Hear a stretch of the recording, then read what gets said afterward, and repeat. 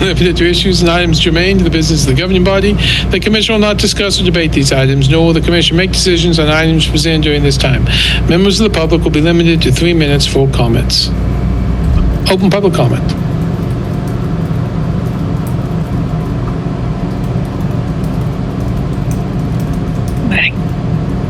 See more of you this way.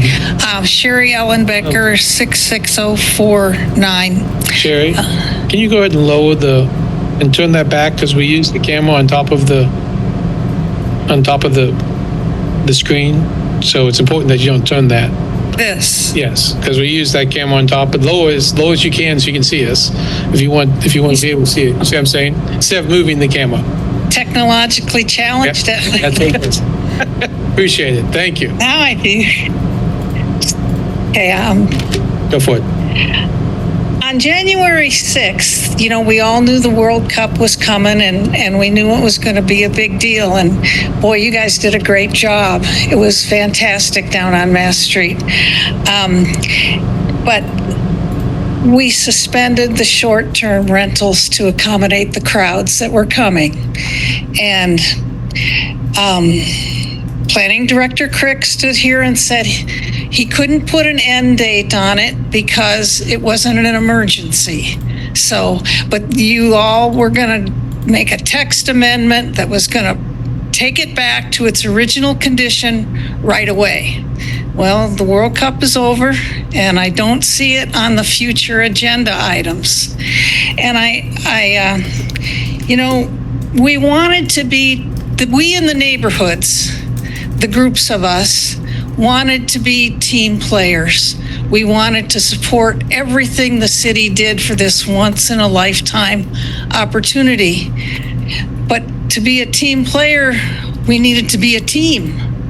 And the team promised that we were going to take care of that text amendment right away. And I don't see it on the future agenda items. So we're kind of feeling a little snookered unless we see it pretty quick. There's so much mistrust, which is why a lot of people don't want to give a mayor a lot of power. And, things have gone on where they said they were going to do things like Rock Chalk was always going to be free, and quack, farmland was going to make us a lot of money. And, what are you guys going to do here? Please don't let us down. That's all I've got to say. Thanks.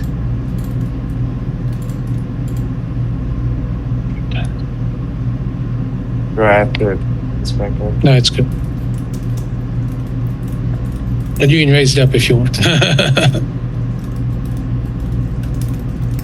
I don't think that's necessary. I used to do that. But Eric Hyde, 66046, Mayor, Vice Mayor, Commissioners. So,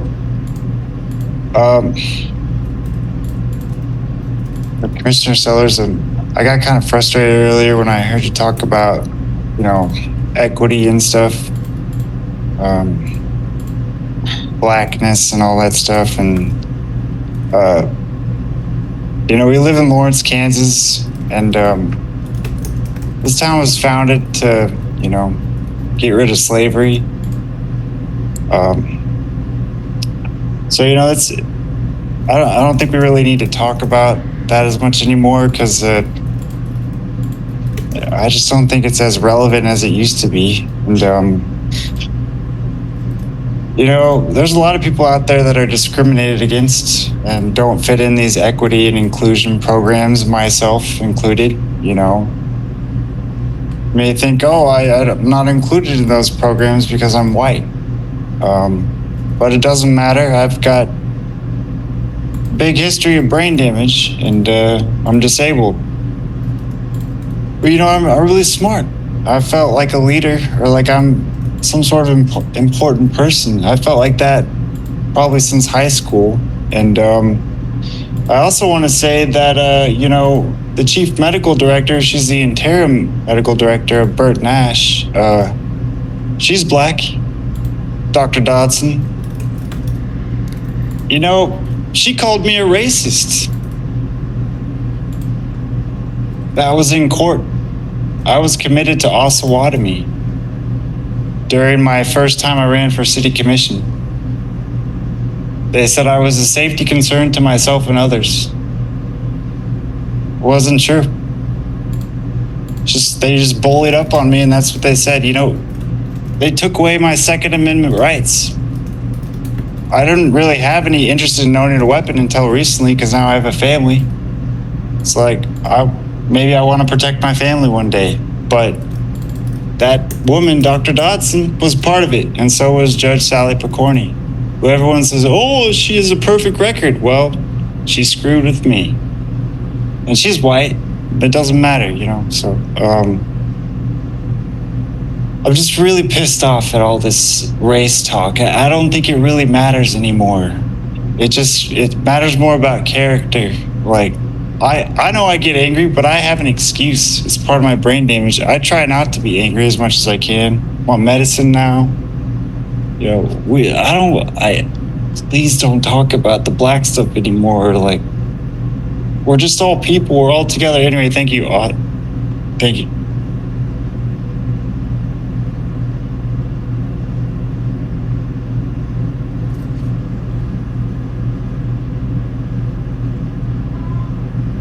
Thank you, Mayor and Commissioners. This is some follow-up on the Airbnb things that Sherry Ellenbecker commented on. Lawrence Association of Neighborhoods have sent a letter following up on our expectation that the ordinance will be reinstated. But what we would like to see some conversation around is adding some enforcement. Obviously, you've heard from Lan. We acknowledge that there's a certain amount of enforcement that is difficult based entirely on the amount of people you have in code enforcement. But what we're particularly asking for is some legal documents required in the application that would make it more possible for staff to do enforcement on short-term rentals, affidavits, that you maybe live somewhere 270 days per year. Also, we've done a lot of research on what's best practices, since some of you like best practices, what other cities are doing that make these things enforceable. Again, short-term rentals are not housing. They're taking housing off the market. So when we created the ordinance that said they should be, you know, if you are in a residential area, it should be owner occupied. If you're in commercial or industrial, that's okay to be not owner occupied. We're not actually requiring the documentation. So I won't outline the letter, you all can read it. Some of the things that other cities are doing that are make it possible for staff to enforce these. We'd like to see that. Again, the taxpayers spending a lot of money on housing and affordable housing, and to let these slip through just because we haven't beefed up our enforcement or the documentation required. We also mentioned the amount of money that we charge for the short term, and I would even throw in there long-term rentals, although the other landlords won't be happy that I said that. We don't actually make enough money off of those fees to even pay our staff. So it's fair for us to look at the comparisons that we offer up and think about whether we could do a little bit better, again, to help the taxpayer and to help your staff do the enforcement. Thank you.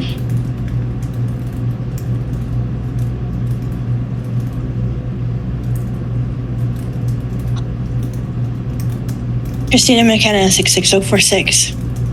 Last week when the FIFA sub-award came up, I was hoping to have a chance to bring it up, but the opportunity didn't come.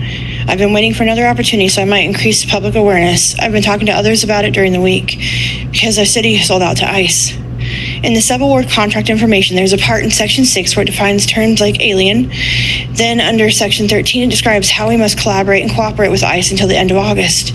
Now, I know some people here will dismiss this wording as standard legal language, but I'm not about to pretend that's all it is. In fact, after the 3 public murders by ICE this month alone, I'm even more appalled that we've sold out our city, and for only $751,000, no less. I've had to be very careful of my wording as I generally speak out very loudly against ICE, their methods, their abuses, and how truly illegal their actions are, while they pretend they're upholding some law of the country for whatever vague safety purposes they decide are applicable. The facts remain. ICE protects no one but themselves.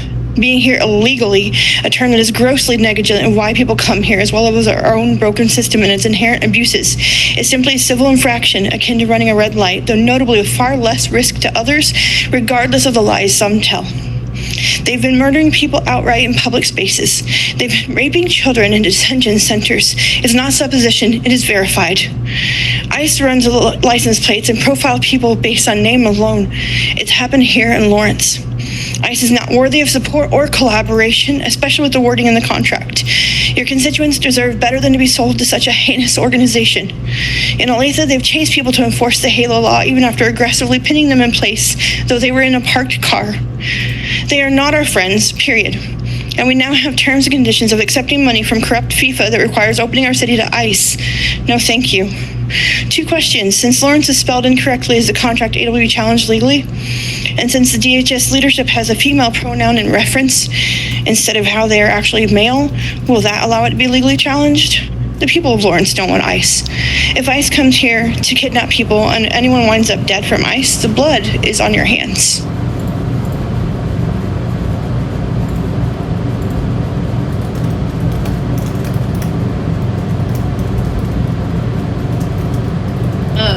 Good evening, Commissioners. Dominique 66049. I would ask that you maybe direct staff in the future and adjust the way that the agendas and staff reports are to include a comprehensive history of like certain topics that might have relevancy to us when we discuss it.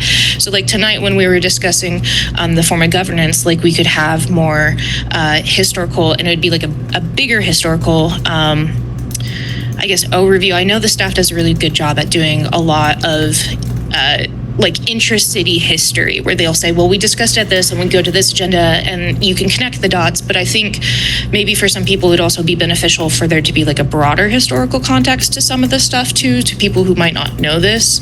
But I would also request that maybe the agendas get published like a little bit earlier so we could also look at stuff and have, I think, better dialogue about a lot of these discussions. And I know you guys have no control over planning, but that's something that I would like to see in there too. But you guys don't have any control over that. But just like to foster these bigger discussions to where we're not just looking at like a report that is sometimes sterile and has like intra-city history.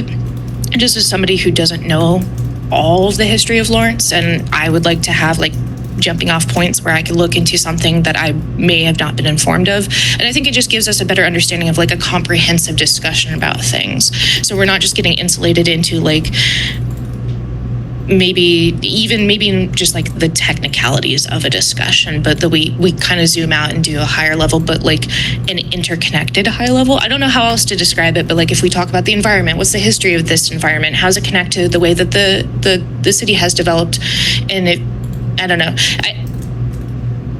I know this is in most of the staff agendas to a certain level. I guess I would appreciate maybe a more in-depth historical understanding so we can remember who we are and actually what we like. Everybody loves the tropes that Lawrence was founded to stop slavery, right? And then we ignore the actual current issues that we have as community with race and discrimination, and it's bypassed and it's acted, you know, like the community members, I guess specifically, don't act like it interlocks into everything. So maybe that might be a way to educate people. But again, if people don't want to be educated, I don't know if that will help, but it might provide maybe a public document where it was like, we did say this and this has been established and this is fact, and we have historians and we have people and community members who have provided this information. But that's just a thought. But again, I would want the staff to be appropriate compensated and have additional time. I know staff's overloaded with a lot of stuff. So I don't know if there could be maybe a broader discussion about lengthening when the public agendas are published. And so the public has a little bit more time to digest this as too. I work 40 hours a week. I would like to go in depth into some of these things. Thank you. Thank you.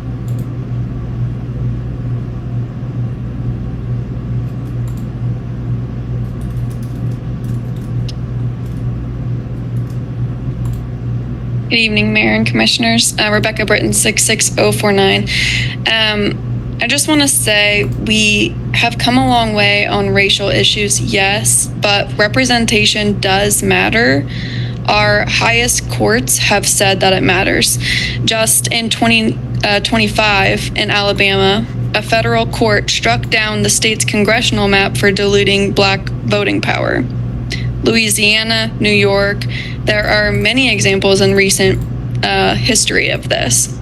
And so I hope that we will continue to have these conversations about districts and what that might look like, and that they'd be fair, equal terms. If that means maybe there's more commission seats, that is definitely a conversation that I think we should continue having.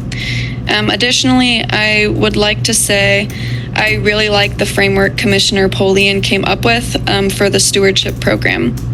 In a day and age where we are constantly seeing fraud and abuse of taxpayer dollars in the news, I think this is a really great step towards greater transparency for our community.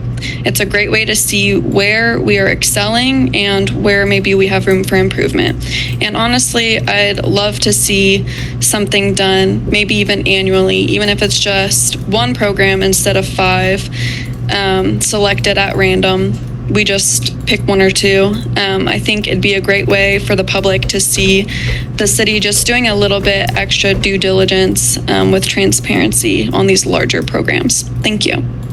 Thank you. Chris? Hi, I'm Chris Flowers. Okay, I want to say when you're talking, moving forward, I guess when you talk about what to do about the mayor in the future, I just want to point out you could do a mayor for 2 Chris, years. we already talked about that. Well, I'm saying next time you talk about it. I'm just saying because it was never. I'll leave it, I guess. No, I will say this though. You will get a chance to talk about it in December, and I hope you all talk about it in December. There you go. I want to talk about also the new city manager. My understanding is he's going to be paid over 20% more than the previous one, and I was just thinking, why do we have to pay that much? And here's a reason I would accept that we have to pay 20% more. It's because we tried paying someone previously the amount we did, and that person was horrible.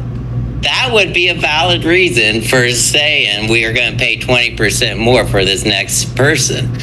But you all made it sound like our previous city manager was great. So I'm just wondering, was our previous manager a good manager or was he a bad one? And if he was a good one, then why can't we find another good one at his price range instead of 20% more? So, but I'd be willing to explore the idea of, well, he was a bad one, and so that's why we have to pay more. So I just want to throw that out there. Thank you. Thank you, Chris.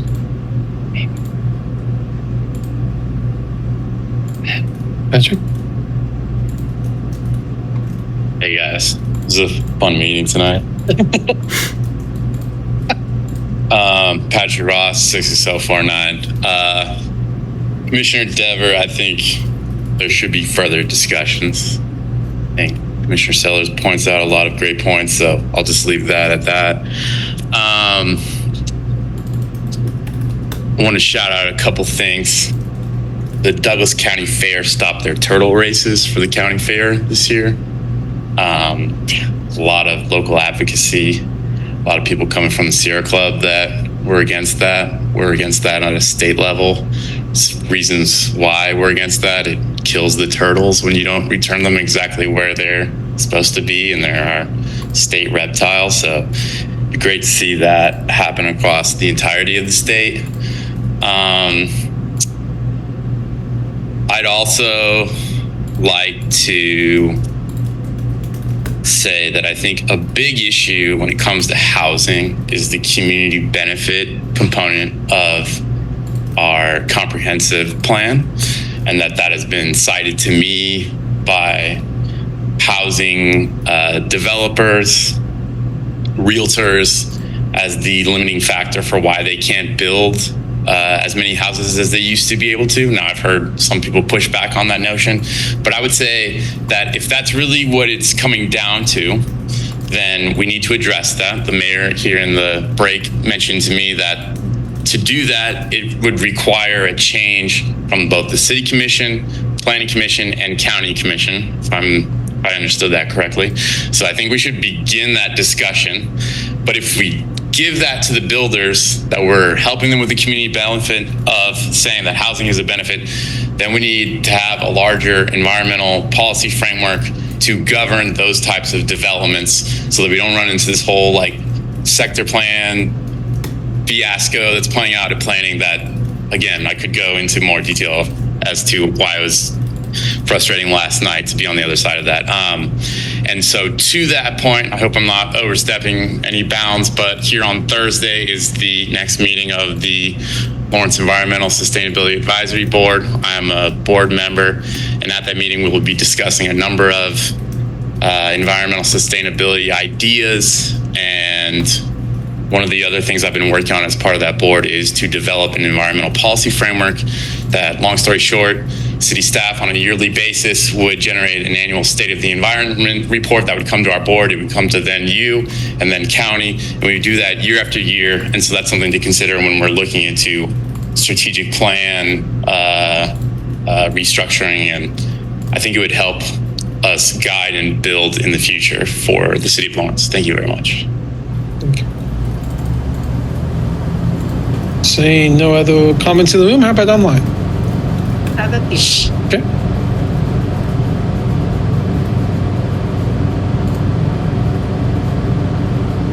Julie Jones. Julie Jones, 66047. I've got a list here, so I'll make it quick. I want to thank Sherry for resolving the Zoom issues. I didn't have to do anything to my computer. It just automatically now shows the speaker and all of the commissioners, so I appreciate that.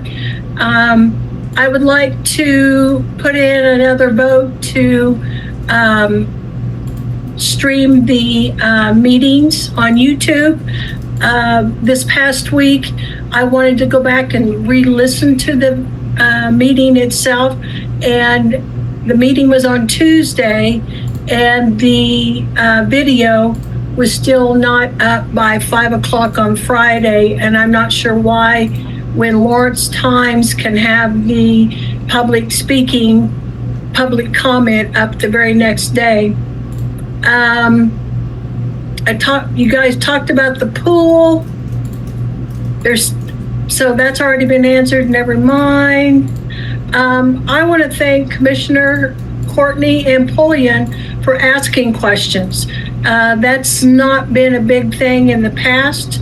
In fact, I remember the meetings in the past being over within an hour. And so myself and many public appreciate them asking the questions that the public has that were not being answered before.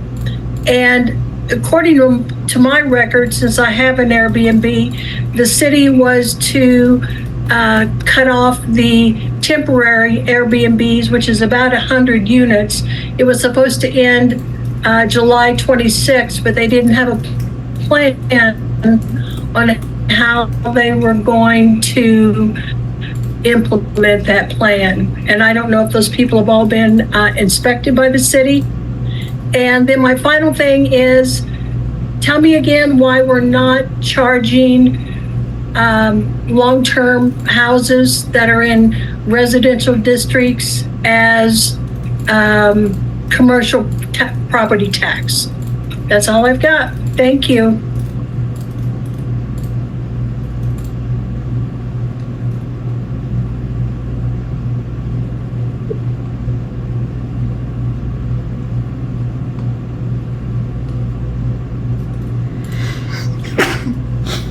Stephen Watts. Hi. for Mr. Courtney and Mr. Dever, we cannot grow when we lie to ourselves. We can offer jobs to all of the people who live here. Lawrence, Kansas has mutated into what it is. It is an enhanced bedroom community with few jobs except for government and service jobs. And we are going to quickly become rich people and the rest of us who serve the rich people if we're not already there. And Mike, Mr. Dever, I'm all for going back to the way it was in terms of the town commission being able to, recycle on each election to see if, we got some bull butter going on so we can get rid of the dead weight. Ms. Sellers, the racial undertones with respect to all of your earlier speech, and yet you were right there all skippy with the sign in front of the swimming pool, which our town swimming pool, which lionizes a mayor who very probably participated in a business that refused to seat people of color. But somehow we just overlooked that. And it was, brought to your attention, and the sign is still there doing what it does. You come to these meetings trying to give something in these public comment times, and you end up reacting. You end up reacting to what to what you guys have said and what speakers have said, because that's the way the meetings are structured. For Mr. Ross, brother, I love you, man, when you come in here and do this, and hopefully you can understand that this is the way the Planning Commission always functions. Go to each of those meetings and you're going to feel all of the love from those guys in terms of the train that's on the tracks that you're not supposed to be worried about. There are ways to do these things in this college town, and they don't need to center around big money. Mike, we've given up all of the money in order to pay. You guys all signed on to give these town employees Mac Daddy raises, some $30,000 in 1 year, others $50,000 in 1 year. There's no more money in order to pay a mayor or even to pay you guys. There's only so much money. So what a conundrum we find ourselves. Have a great night.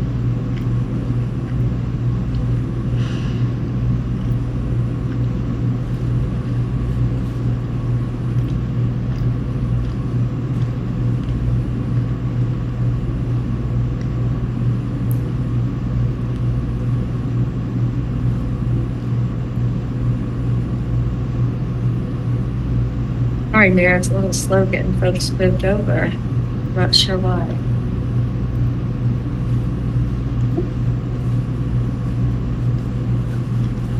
David Collins.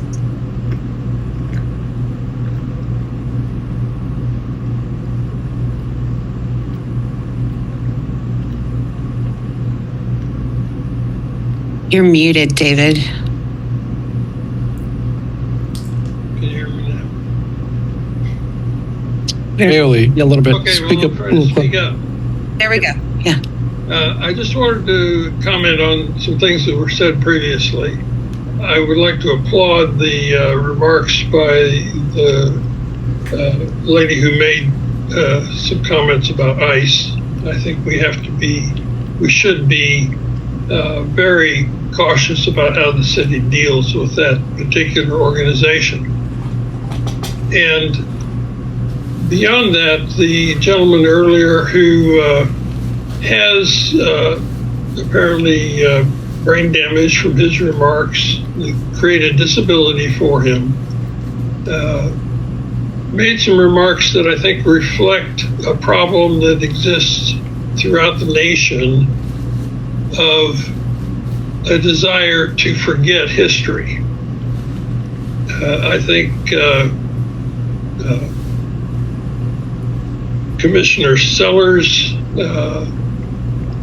I don't know the exact accuracy of what she was saying, but there's no doubt that many things are structured in our system so that people who are minorities, in particular black, or even people who are white, but have an inconvenient disability, do not get treated with the kinds of services that they need, or do not get allowed to provide the skills that they have to the rest of society. And for anyone to think that there's not racism in our country now has a very closed mind. I think a big problem is government at the federal level, in Florida, and in a variety of other places, don't want history taught that makes apparently people feel uncomfortable. History of our country is a very mixed bag. We've made mistakes, and we need to recognize them. We have been cruel, and we need to recognize that. That's the only way that we can improve our society and take advantage of the skills that everybody that exist in people of every race, every ethnicity in our country. And I applaud her for being willing to speak out about the issue, Commissioner Sellers. And I feel that the gentleman who thinks that we shouldn't talk about that, well, anyway, thank you. Thank you, David. It's all the comments, Mayor. All the comments, bring it back to us. Look for a motion to adjourn. Adjourn. Second. Motion by Commissioner Pulliam, second by Vice Mayor. All those in favor say aye. Aye. Opposed? Passes 5-0. Thank you, everyone. Have a good night. See you in 3 weeks.